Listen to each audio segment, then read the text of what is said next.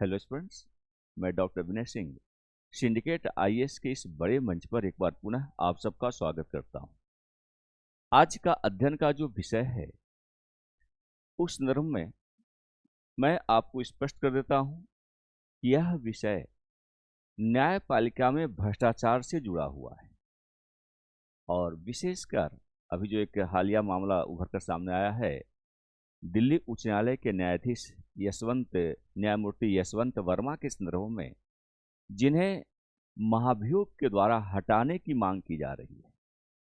इसके पहले भी हमने इस पर विस्तार से चर्चा किया है और आपको बताने का हमने प्रयास किया कि चाहे सर्वोच्च न्यायालय का कोई न्यायाधीश हो अथवा उच्च न्यायालय का कोई न्यायाधीश हो, यदि उसे भ्रष्टाचार के आरोपों के आधार पर, सत्यापित भ्रष्टाचार के आरोपों के आधार पर या फिर किसी अन्य कदाचार के आधार पर या कार्य अक्षमता के आधार पर उन्हें असमय पद विमुक्ति प्रदान करनी है, तो इसके लिए एकमात्र तरीका महाभियोग का प्रयोग करना होता है। दूसरे किसी अन्य विधि से किसी भी न्यायाधीश को असमय पदच्युत नहीं किया सकता है, असमय पद विमुक्ति प्रदान नहीं की जा सकती है।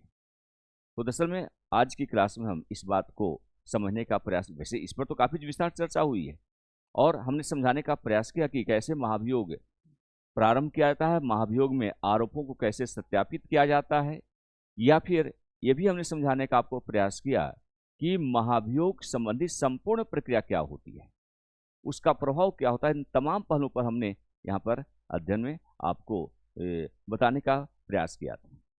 इसी कड़ी में हम यहाँ ये समझने का प्रयास कर रहे हैं कि वे न्यायाधीश जिनके विरुद्ध महाभियोग लाया गया, महाभियोग की प्रक्रिया अप्लाई की गई, भले वो प्रक्रिया पूर्ण नहीं हुई, आज तक कोई भी ऐसा न्यायाधीश नहीं जिनके विरुद्ध महाभियोग का प्रस्ताव लाया गया हो और संसद के द्वारा पारित होने के बाद उन्हें पदच्युत किया गया हो। कारण कि ये प्रक्रिया आती है, लेकिन इसके बावजूद वो प्रक्रिया पूर्णता को प्राप्त नहीं कर पाती। उसके पहले जजेज जो है त्यागपत्र देकर घर बैठ जाते हैं, या फिर एक दो ऐसे भी मौके आए हैं जब सदन ने उसको पारित नहीं कर पाया, क्योंकि संसद दोनों सदनों द्वारा पारित किया जाना आवश्यक होता है। तो दिल्ली उच्च न्यायालय के न्यायमूर्ति यशवंत वर्मा के घर में जो नोटों की गड्डियां बरामद हुई, जले नोटों गड्डियां जो बरामद हुई, तो उनके विरुद्ध महाभियोग की मांग की जा रही है।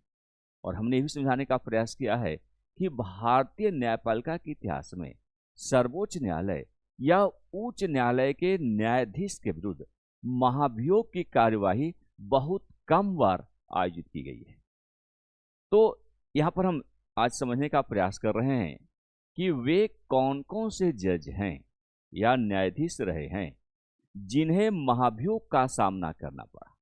तो बहुत ही महत्वपूर्ण अध्ययन है और ये समझने का हम प्रयास कर रहे हैं कि वे जजेज कौन ऐसे रहे हैं जिनके विरुद्ध संसद में महाभियोग का प्रस्ताव लाया गया। लेकिन उससे पहले थोड़ा सा जो है ये फॉर रिवीजन पर्पस आपको समझाने का प्रयास करें कि हमारा संविधान इस मामले में क्या कहता है, संवैधानिक प्रावधान क्या अभी निर्धारित हैं। तो दरअसल में संविधान के अनुच्छेद 124(4) और अनुच्छेद 124(5) के तहत सर्वोच्च न्यायालय अथवा किसी उच्च न्यायालय, अगर उच्च न्यायालय की हम बात करते हैं तो इसके लिए अनुच्छेद 217 का प्रयोग होता है कि न्यायाधीश को उसको पद से महाभियोग के द्वारा हटाया जा सकता है।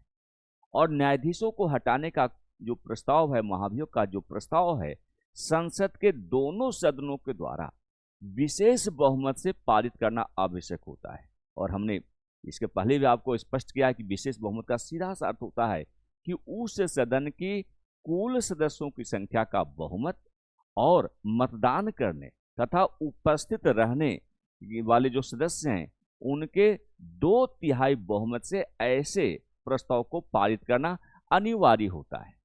अब एक एक कर हम समझने का प्रयास करेंगे कि वे कौन कौन से न्यायाधीश रहे हैं जिनके विरुद्ध संसद में महाभियोग का प्रस्ताव लाया गया। तो इस दिशा में जो पहला नाम है वो जेबी रामास्वामी जी का है। आप यहाँ पर तस्वीरों में देख सकते हैं जेबी रामास्वामी, ये सर्वोच्च न्यायालय के न्यायाधीश थे और ये पहल, बल्कि हम ये भी कह सकते हैं कि ये पहले न्यायाधीश थे जिनके विरुद्ध महाभियोग संबंधी कार्यवाही आरंभ की गई थी। उनके विरुद्ध 1993 में महाभियोग का प्रस्ताव लाया गया था, लोकसभा में लाया गया था, लेकिन जो जरूरी 2/3 बहुमत है, 2/3 बहुमत से प्रस्ताव पारित नहीं हो पाया था। उसमें चूंकि कांग्रेस की सरकार थी और कांग्रेस से पहले समर्थन कर रही थी, महाभियोग प्रस्ताव लाने की बात की जाती, वकालत कर रही थी, लेकिन ऐन मौके पर जब मतदान की प्रक्रिया आयोजित की गई तो वहां पर वो उससे मुकर गई थी, जिस वजह से ये प्रस्ताव सदन में पारित नहीं हो पाया था, लोकसभा में पारित नहीं हो पाया था। लेकिन इसके बावजूद ये रामास्वामी साहब जो न्यायाधीश थे, उन्होंने अपने पद को त्याग दिया था, पद से त्यागपत्र दे दिया था। अब इसी कड़ी में जो है, जो दूसरे न्यायाधीश रहे हैं वे पीडी दिनाकरन है। बहुत महत्वपूर्ण नाम है पीडी दिनाकरन, और ये सिक्किम उच्च न्यायालय के मुख्य न्यायाधीश थे।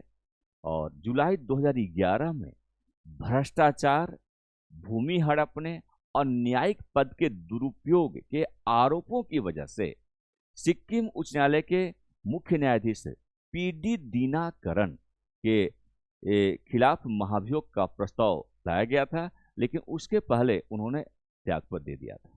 तो उनका यह इस्तीफा जो है वो भ्रष्टाचार के आरोपों की जांच के लिए राज्यसभा के सभापति की तरफ से गठित न्यायिक पैनल की कार्यवाही से पहले हो गया था। तो इस वजह से ये प्रक्रिया भी अधूरी रह गई, प्रक्रिया पूरी नहीं हो पाई थी। अब अगले न्यायाधीश जो हैं वे हैं सौमित्र सेन। ये भी 2011 का ही घटनाक्रम है। कलकत्ता उच्च न्यायालय के न्यायाधीश थे सौमित्र सेन, और ये जो 2011 घटनाक्रम में चर्चा कर रहा हूं, तो सौमित्र सेन के विरुद्ध राज्यसभा में महाभियोग का प्रस्ताव पारित हुआ था। इसके तुरंत बाद उन्होंने अपने पद से त्यागपत्र दे दिया था।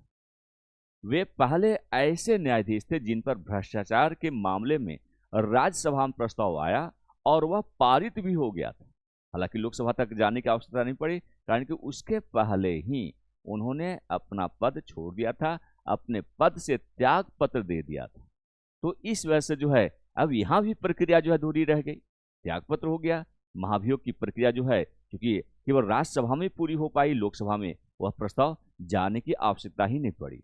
तो इसलिए लोकसभा की भूमिका यहाँ पर कुछ भी नहीं थी, उन्होंने खुद त्यागपत्र देकर और इस विवाद से बचने का प्रयास किया था। जो चौथे न्यायाधीश रहे हैं वे जेबी पारदीवाला साहब हैं। 2015 का केस है ये। जेबी पारदीवाला जो कि गुजरात उच्च न्यायालय के न्यायाधीश थे, उनके विरुद्ध भी महाभियोग का प्रस्ताव लाया गया था। तो दरअसल में उनके आरक्षण के मुद्दे पर उन्होंने क्या था कि आरक्षण के मुद्दे पर आपत्तिजनक टिप्पणी की थी, और इसी संदर्भ में उन्हें दोषी ठहराते हुए राज्यसभा के 58 सदस्यों ने उनके विरुद्ध महाभियोग का प्रस्ताव तैयार किया था। तो इस तरीके से जो है उन्होंने भी त्यागपत्र दे दिया, जिस वजह से ये प्रस्ताव आगे बढ़ नहीं पाया था। नेक्स्ट जो है वो न्यायाधीश हैं सीवी नागार्जुन रेड्डी। ये 2017 में इनके विरुद्ध महाभियोग का प्रस्ताव लाया गया था। राज्यसभा के सांसदों ने आंध्र प्रदेश और तेलंगाना उच्च न्यायालय के न्यायाधीश रहे सीवी नागार्जुन रेड्डी के विरुद्ध महाभियोग की कार्यवाही शुरू करने के लिए एक प्रस्ताव पेश किया था, लेकिन यहां भी उनका इस्तीफा हो गया, जिस वजह से ये प्रस्ताव आगे नहीं बढ़ पाया। और सबसे जो हालिया न्यायाधीश रहे हैं वे हैं भारत के मुख्य न्यायाधीश दीपक मिश्रा साहब। काफी विवाद भी हुआ था इस संदर्भ में। वो भारत के मुख्य न्यायाधीश थे, पहले मुख्य न्यायाधीश थे, सर्वोच्च न्यायालय के मुख्य न्यायाधीश थे, भारत के पहले मुख्य न्यायाधीश थे, जिनके विरुद्ध महाभियोग का प्रस्ताव लाया गया था।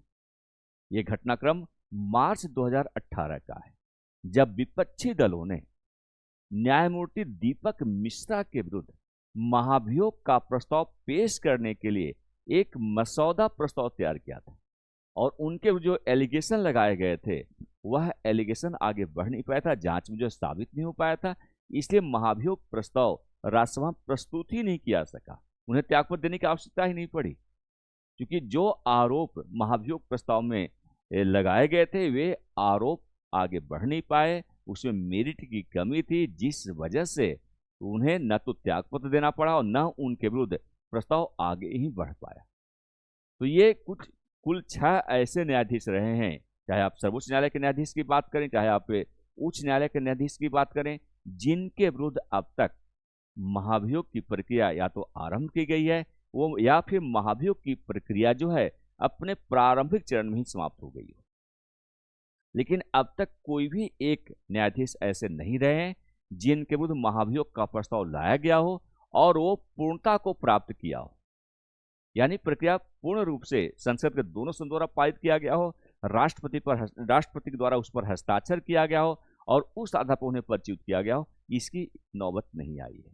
तो आज हम लोगों ने अध्ययन किया कि वे कौन कौन से न्यायाधीश रहे हैं जिनके विरुद्ध महाभियोग का प्रस्ताव लाया गया और वह प्रस्ताव की क्या परिणति रही, उसके परिणाम क्या रहे। इन तमाम बातों पर हमने विस्तार से चर्चा किया। तो आज की क्लास बस इतना ही। बहुत बहुत धन्यवाद आप लोगों का।